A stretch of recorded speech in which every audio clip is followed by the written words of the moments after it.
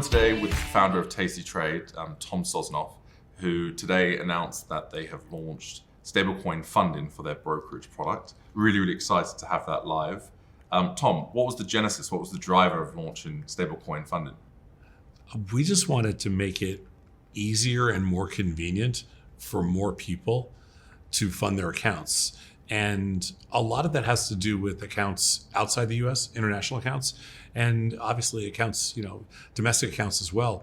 It's easier, it's cleaner, it's safer than a lot of other funding mechanisms. Yeah.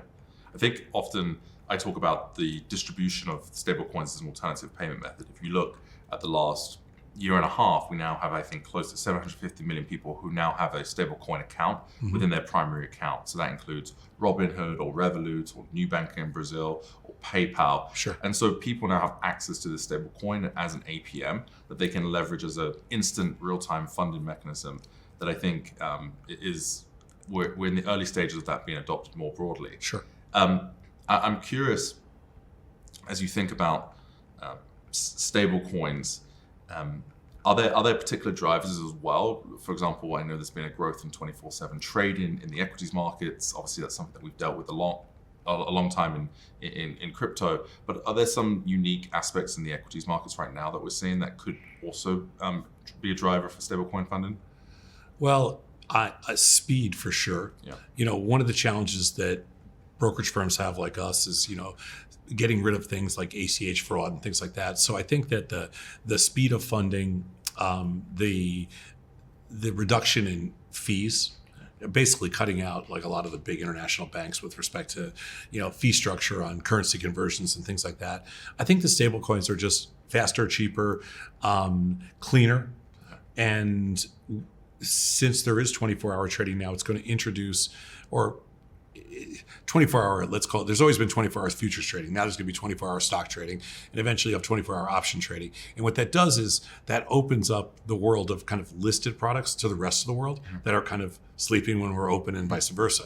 So I think the stablecoin, any new funding mechanism, and stablecoin being the first really legit new funding mechanism in 2 decades or something, 2 or 3 decades. So of course it's going to be an impact. It's going to be a very positive impact. Yeah, I think one piece that we've seen with other partners, for example, Cauchy, that's a regulated clearinghouse, is one of the big drivers for them is they see these big spurts of new customers being onboarded. And you mentioned, for example, fraud.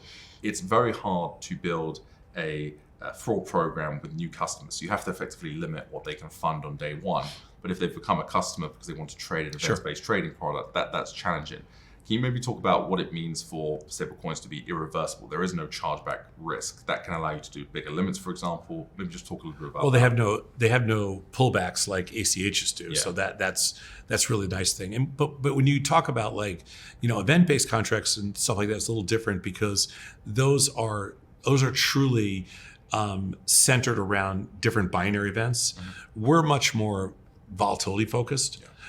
So our business grows or gets more excited when the noise in the markets, when there's like macro noise, rather than binary events. So I think that obviously there's the potential for stablecoins to have a much bigger impact on the traditional brokerage business. Because when you think about traditional funding, I mean, it's ACHs, wire transfers, or ACATs. Yep. ACATs are slow as hell. ACHs have pullback risk, and wire transfers are just expensive. I mean, stablecoins essentially eliminate all three of those if they're available to certain people. Exactly, and then you have also the global client base as well. With no international wires and no 2-week delays. Exactly, yes. And I think that's what people don't understand is if you're looking to fund a brokerage account, you may have to that dollar or that fund may go through multiple intermediaries, multiple hops. It could be hundreds of basis points lost even before you've done anything. And I think that global client base will also benefit immensely. Well, also when you think about, if you believe that we're heading towards tokenization with respect to securities markets all over the world, and you think different equities and indexes are going to be tokenized, then they're probably going to be funded in some digital asset capacity. So whether it's crypto or stable, whatever it is going to be, they're not going to be funded necessarily traditionally. Yeah, I think stablecoins unlock.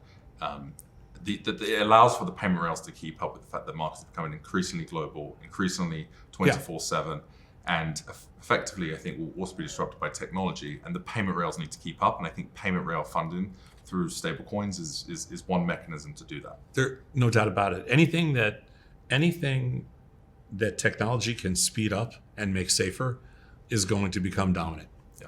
Well, I'm really excited that the product's now live and people can fund with stablecoins. Yes, so are we.